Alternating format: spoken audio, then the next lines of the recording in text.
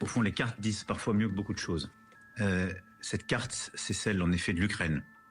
Vous la voyez. Les zones assurées, ce sont celles que la Russie a conquises dès 2014. C'est sa première guerre d'agression. Ensuite, on a eu les accords de Minsk. La France, d'ailleurs, a été chargée de son suivi avec l'Allemagne.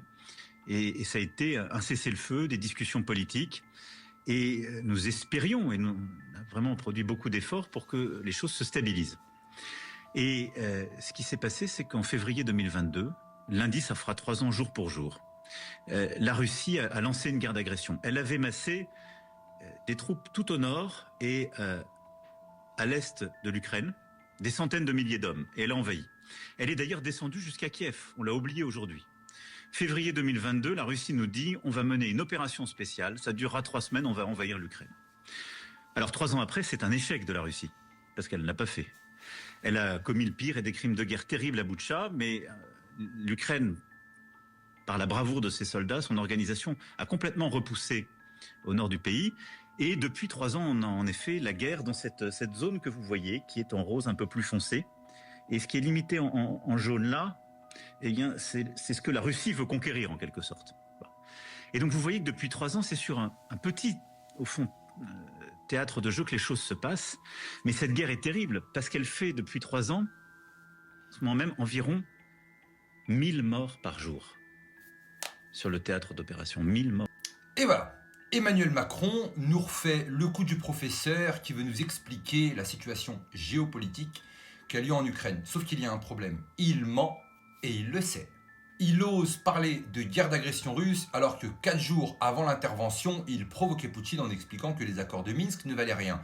Mais le plus drôle, c'est qu'il nous fait la leçon, la carte à l'envers. Il oublie que Paris a saboté les accords de Minsk sur une déclaration officielle de François Hollande. Il oublie les 8 ans de bombardement sur la région du Donbass après le coup d'état de Maïdan dès 2014. Et il oublie que l'Ukraine supplie l'OTAN pour survivre. Heureusement que le Parisien vient à sa rescousse en nous expliquant que la carte inversée est simplement une fonctionnalité de l'iPhone. Mais bien sûr, heureusement, sauf dans les EHPAD, plus personne ne croit à ces conneries. Pendant ce temps, que faisait l'Ukraine? Le 17 février 2022, soit une semaine avant l'intervention de la Russie, elle reprenait le pilonnage massif de la région du Donbass. Vous savez, cette région à majorité russophone qui refusa le coup d'état de Maïdan, ce coup orchestré par Washington, financé par l'USAID, soutenu par l'Open Society de George Soros, sous le sourire des va-t-en-guerre comme Victoria Nuland et John McCain sous l'administration Obama. Et là, on comprend mieux, car dès 2021, l'OTAN entraînait les bataillons ukrainiens, dont le fameux régiment Azov, ces miliciens néo-nazis qui ont intégré la garde nationale. Des documents retrouvés par l'armée russe prouvent que bien avant l'intervention militaire, des instructeurs de l'OTAN danois, anglais et britanniques formaient des milices en Ukraine. Macron et l'OTAN savent parfaitement que cette guerre était programmée. Et on parle bien du pays qui a dû arrêter le financement du bataillon Azov dès 2015 par les États-Unis suite à son idéologie nazie. Ce même bataillon qui a intégré la garde nationale et qui a commis des massacres sur des populations russophones jusqu'à brûler vifs des citoyens, sans parler du massacre de Odessa en 2014 sous les applaudissements des VRP comme du complexe militaro-industriel, de Victoria Nuland et de John McCain. Mais Macron préfère nous faire la leçon géopolitique, carte à l'envers.